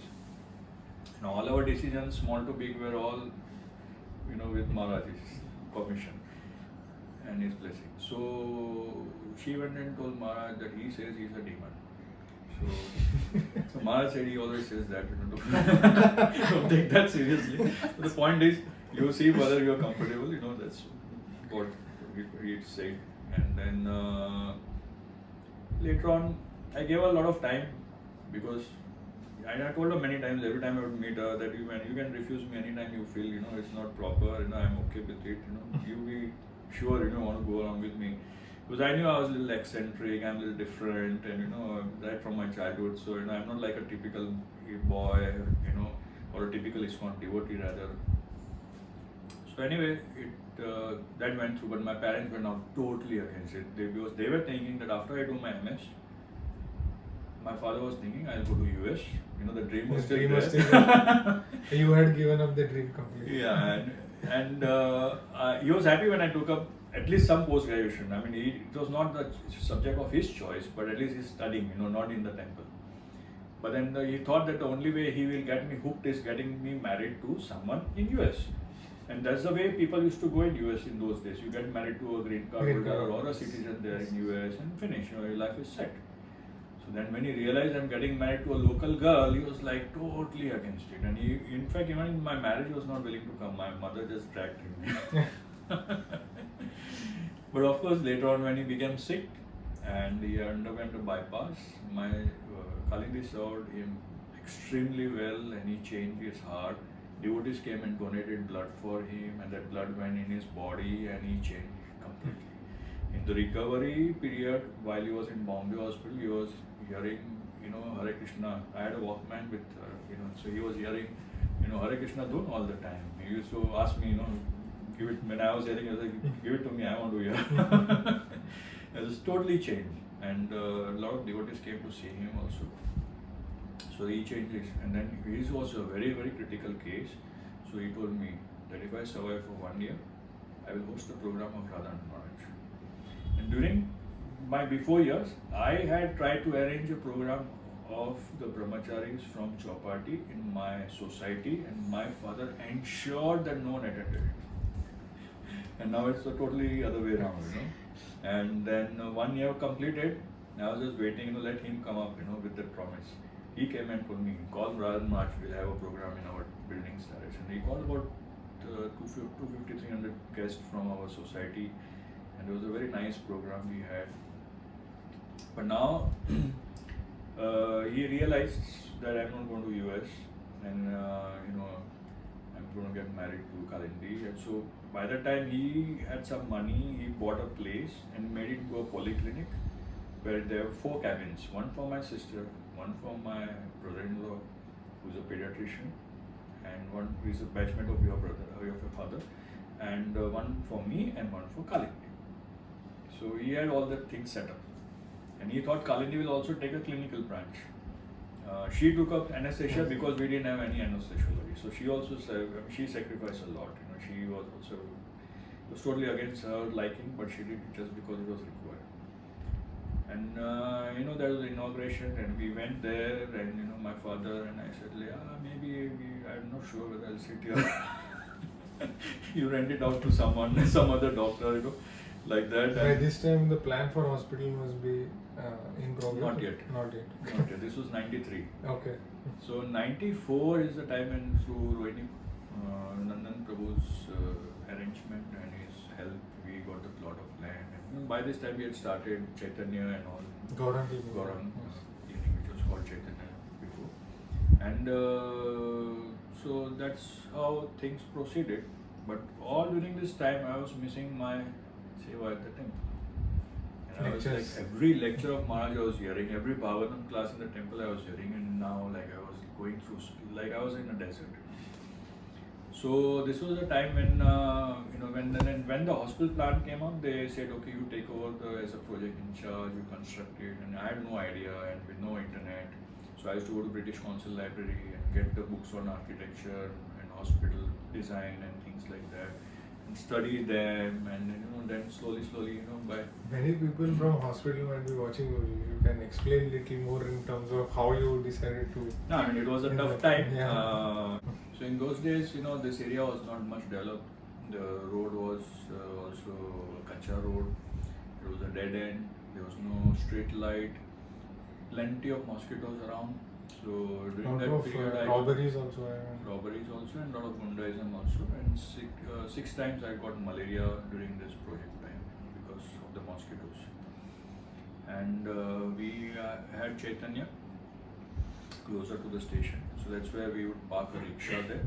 That was the only vehicle that we had, and to come here was a big task, because not much vehicles would come on this side. So I would take that rickshaw. So I learned how to drive the rickshaw, and I would drive the rickshaw and come to the lot here. And we went through a lot of things, a lot of challenges were there, and in between we had to stop the construction for some time because there were some statutory issues and so many things were there. And we changed many architects because we couldn't get because in hospital today, in today's day, hospital architecture is an industry in itself. In those days it wasn't like that. You had to get a normal architect and explain him from a medical side how you want things. So he will try to make things as per him, and it will be a big clash because it's not functional. So a lot of those things happened, and during those 3.5 years it took us to, from the taking over the plot to the inauguration, I couldn't attend any yatra and very few Sunday feast programs because I had to totally dedicate myself, and also I didn't want to lose my skill as being a surgeon. I studied very hard in my post-graduation. And then our skill is because ours is a totally hand skill, so if you don't practice, you lose it. Yeah. So I took up a permanent lecturer's post in KM hospital. There was only one post and it was a very competitive thing, but because I had good score, I somehow got into it. And it was again open merit seat. So I got into that, and so during the day I would be in KM, and then by late afternoon I would leave from there and come to the site here. And I would be here till late night, with the torch going around here and there, and having meetings and things like that. So, how did your name come up for this Seva Prabhu? Is it like they decided, okay, you can do it, and they just gave it to you, or you volunteered it? I didn't volunteer actually. Probably they felt I could do it because while we were in Chaitanya also I had done some breaking, making and things like that. So they thought, I had some knack for it. Because I was the only free guy. So all of them are 4 years plus elder to me. So I was the youngest of them. And so they thought, maybe I should take over the whole thing. Because they were also practicing. Yeah. And they had a very good practice also. So for them it would have become very difficult to manage both the things. And they felt I had a knack for it. So like my childhood was like engineering kind of, like that kind of attitude was there. So anyway, I got into it. I learned so many things in architecture, civil engineering, how to from scratch. Yeah, from scratch. I would get books from British Council Library and study, and so concrete makes, waterproofing, this, that. I had to learn a lot of things. Although we had consultants and a good contractor and all, because in India it's very easy to cheat. And I had to safeguard the trust money, and in those days it was still difficult to fund it. Krishna Prabhu was there, so we were feeling confident that we'll finish it. But otherwise it was tough. So every now and then you have to fight with the contractor, and then local gundas will also come. This should be given to us, and this we should do. So once they even manhandled me, and but I was like scared about all this thing. I was like ready to face it.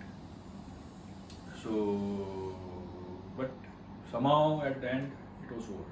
But all during this time, my back of the mind meditation was, I'm missing chapati.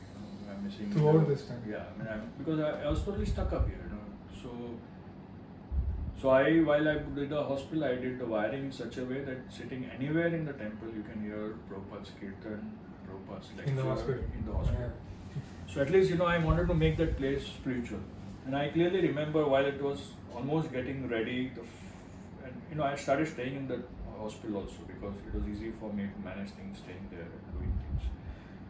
The first day when I started Prabhupada's kirtan in the whole building, it was still under construction site, almost getting ready. It was like such a big satisfaction for me. And I said, let's play this whole night. So we had those small tape recorders we could auto play again. So A side, B side, A side, B side, as well. Reverse and play. So, and then in the morning I got up and I was still hearing, the kirtan. And I was like, it was such a big satisfaction. It's like, suddenly life has come in the building, And even during those times, it was so difficult and practically I was single-handedly, of course, all my God brothers were helping, but whatever way they could best. But most of the time I was single-handedly there, alone, lonely in that place. Hands-on. Lonely in that place at night. There's so much of risk. And there are, all sorts of people around in the area. I never ever felt that Prabhupada's mercy is not there. I always felt Prabhupada is there in this place. And the day the sound started, it was like such a big satisfaction to me. So then once the whole thing happened, but then I was still missing chapati.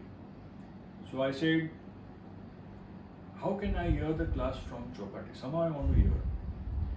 So in my house, I would call up the Chopari temple and the devotee who was working under me in the media there, he would put the phone, those line phones near the speaker, and I would hear the class on the handset, on the phone. So then I felt, holding it for an hour or so is, so then I made some arrangement whereby I can hear it on my tape recorder in the speaker, so that me and my wife, we both can hear it, So, and then we started like that. So occasionally some devotees would come to my house to hear also, Then I said, I can do the same thing in the hospital because I already knew the wiring and things. So I started doing the same, but in hospital, but here the sound was not as clear because it was still external sound that was picked up from not direct. Not a direct thing from the sound system. So I started thinking about this, and devising some way. Went to Lamington Road, and I figured out a way whereby the phone there can be connected directly to the sound system, and the phone and my end can also be connected to the sound system. So that means I get the signals directly from the Chopari sound system to the system here. Yeah. I figured out that way, and so then I was confident, and then I gave the surprise to the devotees. During Bhagavatam class, now you can also hear Chopati live. This is no internet. Pre-internet. Pre-internet. And then, devotees were very happy, And we had those wooden boxes, the knobs. That came later on. This is in the hospital still. Okay. So in the hospital we started getting, so now it was like, I was like back to, at least, by voice I am connected now back to Chopadi temple daily, hearing the class, sit down and take notes, and I was like having a real good time. In Sunday feast program and festivals, as a doctor every time you cannot go to the temple, because you have your duties also here. So at least, we can hear it here. So it was a great boon to devotees, and the devotees were very happy. And subsequently, Rohini Kumar Prabhu, who was brahmachari in Chopari temple for so many years, who got married, his wife was pregnant. So he said, he was staying close, the next day, close to the hospital. So he said, why don't you throw one wire to my house? So I can also hear, because I'm not employed in the hospital. For me, it looks very odd to come to the hospital to hear a class, and there is no common place where I can sit and hear, because it is in the doctor's rooms and operation theatres and wards and things like that. Wherever the doctors are. So I said, that's a good idea, why not? And then I said, but anyway, my house is also next to yours, so I can wire both the houses. But then I needed permission, to take this from the hospital. So I realized some of the hospital administrators, your father, Rajsundar Prabhu, are also in the same sector. I said, why not do this? So they said, yeah, take the permission, no problem, do it. So, but I didn't know how to draw a cable from there overhead, like this. So I called a normal cable wala, TV cable wala, and I told him just wire this much. So I observed how he was doing it. So I said, okay, this is not very difficult, we can do it. So then the rest of the whole sector, I took the electrician from the hospital, who was a very Radharaman Prabhu. So he was a very good friend of mine during the time of construction he was there. So we both would go to the terrace on Sundays and draw the cable. Now drawing the cable is tough, it's physical labor, it's hot, cold, whatever it is, and you are standing on, not on the terrace, but on the water tank of the terrace, which is not protected. Yeah. So it's a risky job. You can slip, fall, anything. You can slip, fall, if you look behind, forward, whatever, someone pulls too hard also you can fall. But I said, the devotees were so much eager for this service, so I took this up. So every Sunday we would go on the terraces of the building, and so once we wired one sector, the other sector devotees started requesting, so we did that, and slowly we spread. Over a period, we went right up from here to Bhaktivedanta hospital to Gauranga, which is about 1.5 kilometers from here. And all the houses, so we had almost more than 100 houses connected to the system. So they all in their house can hear Prabhupada's kirtan 24 hours and Prabhupada's lectures. And during the time when our live program at Chopad is happening, then they can hear live program also. And this system went on for almost, I think, 14-15 years. We ran that system. And devotees were very happy. They would just put channel 1, channel 2 and volume finished. And it is pretty loud and they can hear it in the whole house, I remember Sundays it was on one corner of our hall, and all 4 of us used to gather around that box and he listened to Maharaj give Sunday feast. Yeah. It was like for I think 7-8 years we did that continuously. So that's how we had a good time there. It was such a nice feeling for me that I was able to serve the devotees like this. And then came other sincere devotees like Mulidhar Prabhu, Adikeshwar Prabhu. We said, "Arey, Mira mein facility hai. Why don't you create such facility in our locality?" So because they were so eager. So one night I went and stayed at Mulidhar Prabhu's house, and early morning I did the survey. And I said, "Prabhu, here is not Mera Road. This is sand. This is extremely difficult area, and I don't think I can really do this job. And thing is here, whatever maintenance is there, I can look after. But I can't leave my surgeries and come to your place to fix up issues. So it's not going to really work. So, but I was feeling very sad that I'm not able to serve them, and when they were so eager to hear, and not always possible for them to go to temple every day. Although they were very regular visitors there. So then I was thinking what to do. So many things I researched, and then that's the time when internet started to come. So I didn't have a computer at my house or internet, and so I had to. So what I used to do is I would take the cassettes from the temple weekly. I would go there and take one last whole week's cassettes, and then I had to convert that into. I had to digitalize. So from analog to digital. So from the cassettes, I would then connect it to a CD and record it somehow on the CD through a computer. So to do this, I didn't have the system. So there was one devotee who had recently come from US, Mahaprakash Prabhu. So from here, I would go to Chembur to his house with a set of all the lectures given in the last week. Then he would get it converted and put it on the CD at his place. Because he was a software guy, software devotee. So he would do this, and then that CD we needed internet, to put it somewhere. Yeah, upload it. So we had to make a website. So Mahaprakash made something, and the first domain radhagopinath.com was purchased by us, and then he would give it to Rasamrit Prabhu, who is now in Abu Dhabi all these years. So Rasamrit Prabhu was working in a company at in downtown, which had internet. So okay, once at least you can upload, and it was That time extremely internet was slow. a norm. Yeah, in this. and it was extremely slow. Yeah. To get internet, to get a place which has the internet was, it was all monopoly of government, VSNL in those days. And so this is how we went on for some time. So people could at least, not hear live, but at least they could download the lectures afterwards and hear it.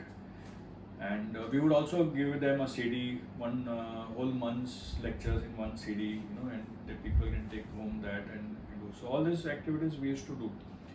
And then I got a second-hand PC in my house first time, and I started, getting more into all these things. And that was the time I realized that there is a lot of potential. And before that, Sridhar Maharaj from Juhu, who is physically no more with us, he used to come to Bhaktivedanta Hospital for his illness. He was staying at Natasha Park. Yeah. And he said, one day I overheard him saying to some devotee that internet is the thing, we should take this technology and preach Krishna consciousness. So I heard that, and I said, okay, if he says so, there must be a lot of potential there. So that's when I went and purchased a computer, a second-hand computer in my house, and then slow system and all. Then started doing more and more research. Then I came to know Krishna.com at Alachua is doing live temple. Then I said, this is the best thing to do. So then I started getting into that, and we ordered a camera in those days, which was costing 1,25,000 rupees. We got it imported from Europe, and we got that camera, and we started, US, and I installed that camera in the temple. And obviously there was a lot of people were feeling, you put the camera here and people will watch at home, and then no one will come to temple. So this was the argument given to me, but somehow I could pressurize them and get my camera installed there. And then I was so before Mayapur TV started, Mayapur.tv started, we were the first temple in the country to go live. So this is like 2005 or so. And in the meantime, what also happened was I was disconnected from the hospital for some time, and I had no option but to go to US for higher studies. So I went there and got some more experience but there was full internet, and I learned a lot of technology there.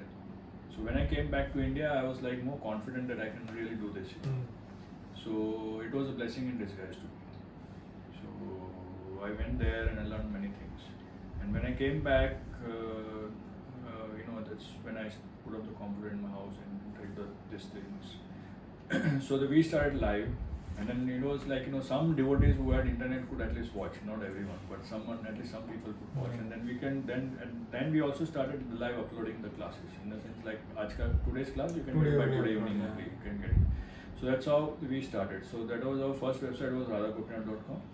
But then later on, I think they wanted the domain, the temple wanted the domain, so we handed over the domain to them, and we had another website. And then I was thinking, it was a temporary domain name which I had borrowed from someone, and then I was thinking what name to give. So, Kalpavruksha is like desire tree, like you go to a Vaishnavas are like desire tree, so you go to a devotee and whatever desires, spiritual desires will get fulfilled. So I just thought, Kalpavruksha will be difficult to type.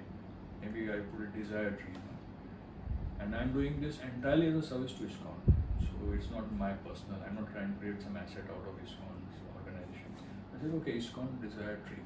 It's a bit long name, but easy to remember also at the same time. And that's how I wanted it, like, okay, we'll fulfill your spiritual oral desires. So I put up that name, bought the domain, and during this period, a lot of devotees also from abroad and all supported me. And that's how we started our website. So I would, have Chopadi lectures all hosted on the website like that. And even the older lectures I started converting and putting it. And then with my medical practice, slowly the activity increased. Then again Rohini Kumar Prabhu said, Arey, Burijan Prabhu gives such nice classes in PIH in Vrindavan. why don't you host these classes? And then he told me some other devotees also, he's also giving very good classes. Why don't you do that? I said, yeah, that's also a good idea. And you know how Radhan Maharaj's approach is. Like, when he made the Vyasasana in Chowpatty temple, it's not just for one person to sit. He wanted all his god brothers to also sit and lecture us. And he's always, cultivated this in our mind that, hear everyone and get the best out of it.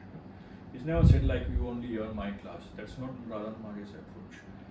So for me, that came naturally. I said, yeah, why not? We can help devotees. We have so many other speakers, and from that also we can learn so many things. So then I started gathering slowly lectures. In those days, there used to be state ministries. Everyone had their, everyone had every guru had his own tape ministry, and it was highly protected, and they would sell the CDs at a high price, and it was difficult, and I was feeling like, why not you give this to free? Because it helps in devotee development. It's just the price is a barrier, and also that only when you go there you get the CD, or when he comes here, his servant will give you a CD. Very limited access to, and it's costly. Yeah. So all these things were there. So I somehow wanted to break that. So obviously I was going against the stream. So I said, okay, let me take the low-hanging fruits first. So whoever's audios were easy to access, I started taking them. Sometimes I would, go and buy 30-40 sets from them. Then they would be happy, and I would also get digital rights. But I never did anything without permission. So I would always take permission and do it. Because we don't want Vaishnava Prabhu also at the same time. So this is how then slowly, once people started to realize that there is a repository online available for hearing. So some people were opposing it also. There were people who were like accustomed to selling it and doing it. So I wanted to break that cartel. So somehow I started the low hanging fruits, and then slowly I started convincing one by one, and then it happened so that everyone wants to be in that market, So it became a totally different thing. But then of course, being a surgeon and doing all these things was extremely difficult for me. So that's the time when I decided, let me hire someone. So in my house, which was like 1 bedroom hall kitchen, so the living room is for this activity. So I hired one person. Then I realized, a lot of people like nice images. So I had a graphic designer, and then so we started sharing a lot of images also in those days. And then slowly, all through websites. There was no social media at that time. Slowly, there were 6 people sitting in the room, and there was no place in the living room. And then I needed more place.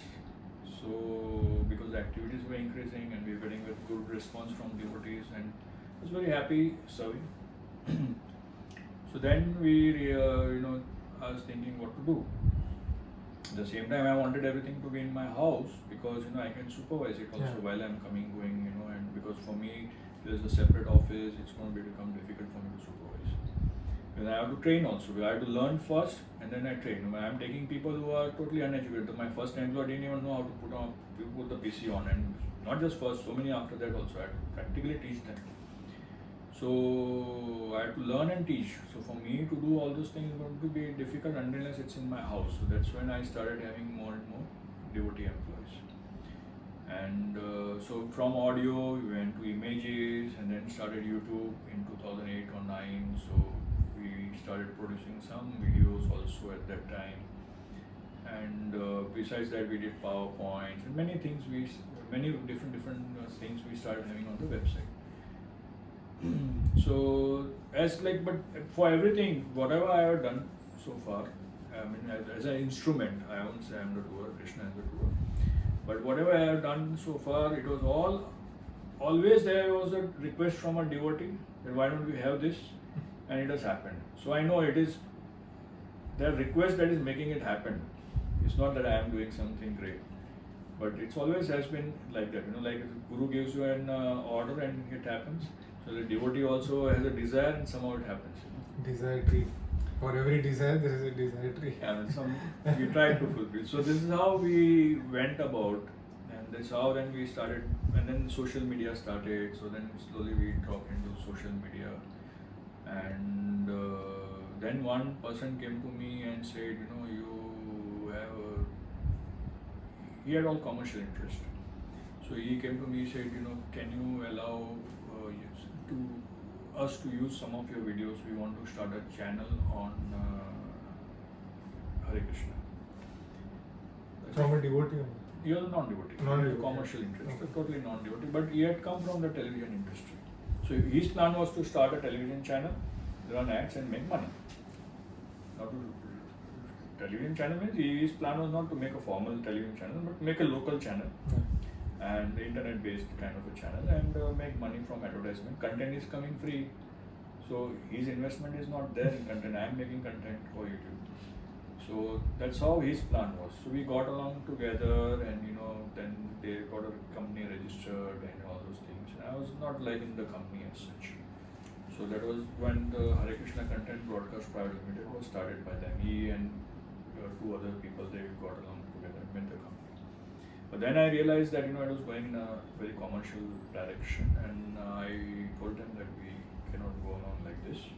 So then I compensated them with good amount of money, got all of them out, and I got into the whole thing. So me and my wife, we became the directors of the company and took over the control.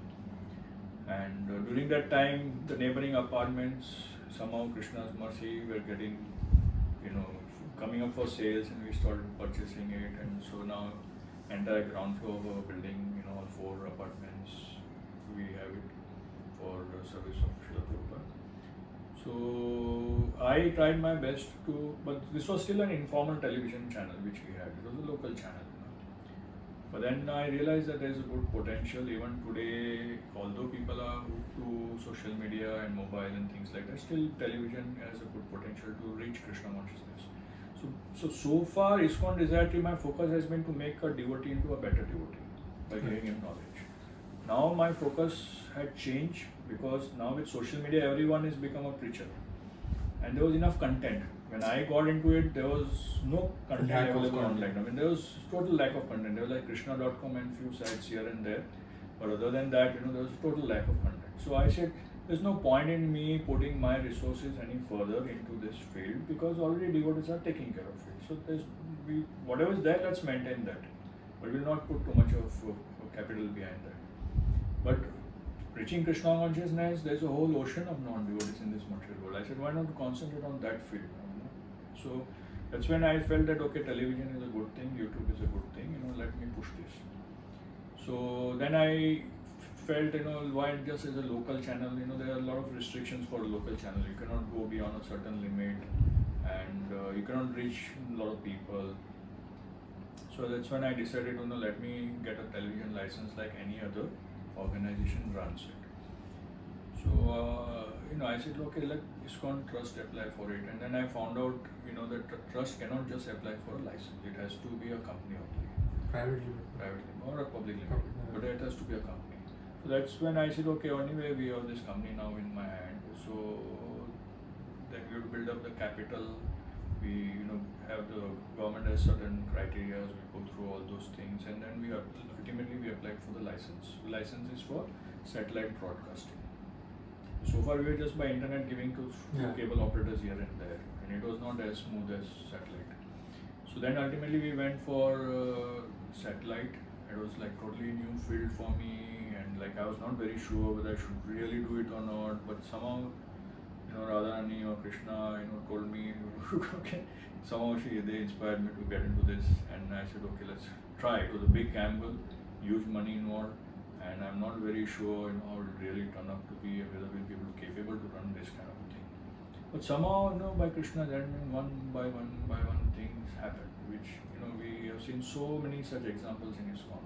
That ultimately, if it has to happen, it has to happen. Whether you are there or not, then it will happen anyway. So that's when we got into this. We increased the number of staff. Now today we are like almost 56 or 57 devotee employees, and we all work from here. And today we cover more than 60% of the television sets in the country. That means our channel is Our available. channel is available, yes. And so we have Tata Sky, which is now called Tata Play. We have Dish, we have Hathway, we have Den, we have JTPL, we have CT. So these are all top channels, top Cable networks. providers there.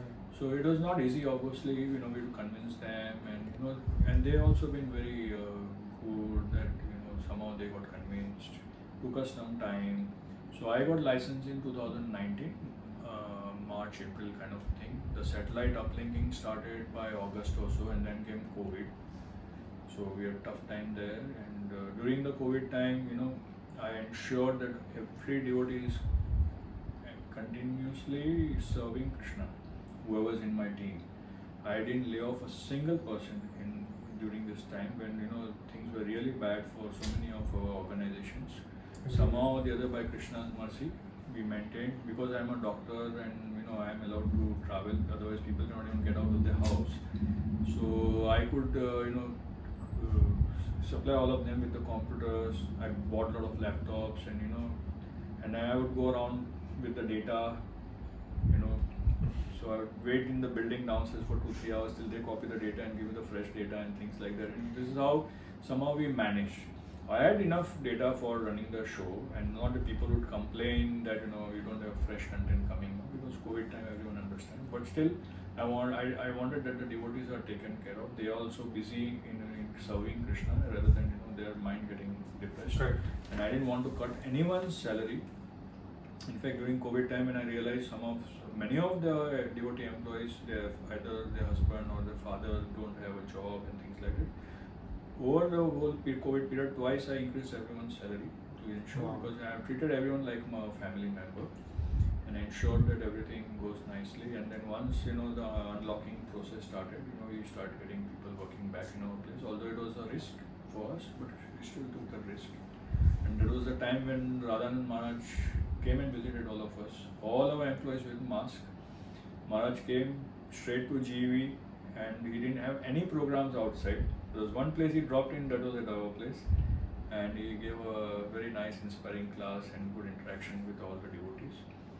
So that was his mercy. And following that, we've been slowly going ahead. We not just broadcast Krishna consciousness. First of all, we don't have any commercial ads on our channel. The only kind of ads are like what we provide other services. So along with the TV came the other ecosystem. So that's one is the counseling. So where people have problems, then they can just call up a particular number, and then we counsel them with their own problems. So we get at least about 50-60 calls every day. We also distribute Bhagavad Gita throughout the channel. So at least 800 Gitas go every month from our place. Also along with that, sometimes Bhagavatam sets and small books of Prabhupada, also plenty of them. Japa beads and other things, and other devotional paraphernalia also. And so this is how the other ecosystems also build up, and then we have prayers and many other things which we organize along with this. So we don't want a very impersonal connection with the people. People who watch, we want to know what the people watch.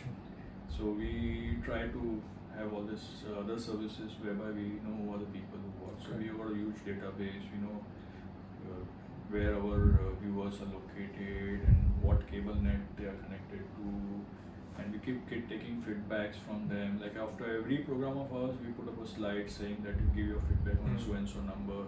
So it's like on YouTube, people can comment. Correct. So in the same way, we trying to have that kind of feedback from our viewers. From a cable, like a TV channel.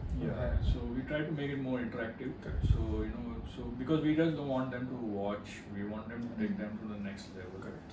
So we try to connect them to the local temples, and that also this another thing that keeps happening. Huji, I wanted to ask, if you don't mind, so inspiring your story from start, like from childhood all the way till now, and one common theme is that you have constantly given everything. Means you are running this amazing enterprise all on your own pocket, without taking any money, and you have learned, you have gotten into areas which you have no technical expertise in, and mastered it, and then taken it to the next level also. What is and simultaneously I see you, I work in the hospital, I know you work 14-hour plus shifts, You're constantly with patients, their relatives, in the OT, everything. So the work ethic is means beyond inspiring. But my question in terms of that was, what is the motivating factor for you? One factor you had said was you always wanted to remain in connection with Maharaj and the temple and that. But for you personally, is there any specific thing that keeps you going? And it's not like you're a young devotee or something. You're at the peak of your career, and you feel like you have not achieved and you can do more, which is amazing. See, basically, I know one thing, that on my own I cannot become a devotee. It's only by the blessings and the mercy of others that when I have to leave this body, if possible, by mercy of the devotees and Mahaprabhu, something good happens, that's nice. But on my own, I know that I have my own conditionings and limitations and problems and things like that. But at least I know one thing, that my problems cannot stop me from serving. So that Mahaprabhu's movement and Prabhupada's movement is so open that way, there's always ample of opportunity to serve. And in serving devotees, you get the satisfaction. I mean, not that people will come and pat you on your back or put you up on a podium and things like that. That doesn't happen. But still, in the back of your mind that, that somehow they know, I mean, people may watch a channel, they may not know who's behind the channel, right? But somehow they're watching, they're happy, fine. Like our YouTube channel also, we got more than 25 million subscribers, and we've got a very good watch time. And it's not just the number of subscribers, but I know exactly, because YouTube gives very good metrics. So I know exactly how many hours of content is consumed every day, or rather every minute.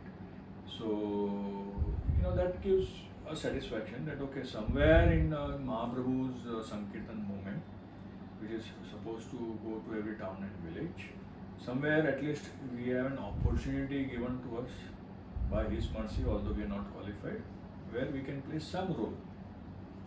So that itself is very fulfilling. I mean, the money that you earn as a doctor and things like that, I mean, Bhaktivedanta Hospital is a trust hospital. I can make more money anywhere outside.